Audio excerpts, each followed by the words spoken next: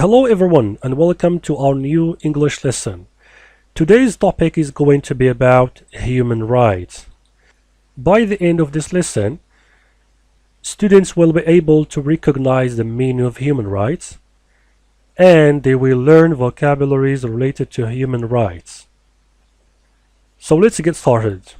We're going to start our video by this quote. All human beings are born free and equal in dignity and rights. What does that mean? Well, it means that all people are born free and equal. We have the same responsibility to respect each other's rights. And these rights and respect is one and the same. In this video, we are going to learn new vocabulary items related to human rights. Ready? First of all, let's first define the expression human rights. So, human rights are the basic rights and freedoms that belong to every person in the world from birth until death.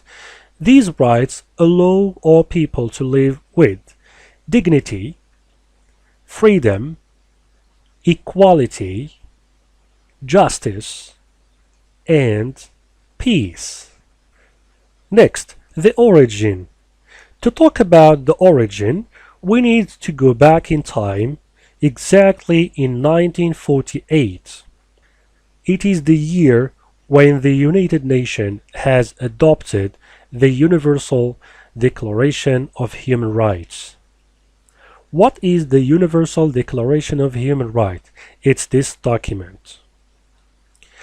It is simply a document that talks about the basic human rights, which means rights that all people have because they are human. So, the modern human rights era can be traced to struggles to end slavery, genocide, discrimination, and government oppression. Let's move now to talk about rights. Rights are the fundamental normative rules about what is allowed of people or owed to people according to some legal system, social conventions, or ethical theory.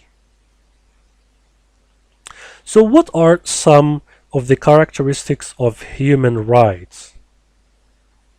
So human rights are universal, which means it is there for everyone in the world. It is interconnected. It is non-discriminatory, which means not for a particular group. It is for all, whatever color, age you are, or belief or group you belong to, it is there for you. It is indivisible, which means it is not to be separated. Inalienable, which means it can't be taken away from you. It's your right. Now talking about lack of human rights. If we are not endowed and enjoying our rights, we are to suffer from what our very old ancestors faced, such as discrimination, slavery, rape, genocide, trafficking or human trafficking, torture, تأديب.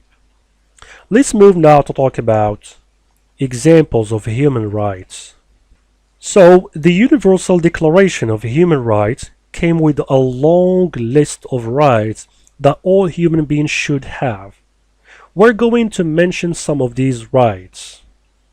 For example, all human beings have the right to love, freedom, the right to education, dignity, the right to access to health care, peace, the right to live in peace, equality, gender equality, the right of speech, freedom of speech and thought, religion, and justice, which means the right to equality before the law.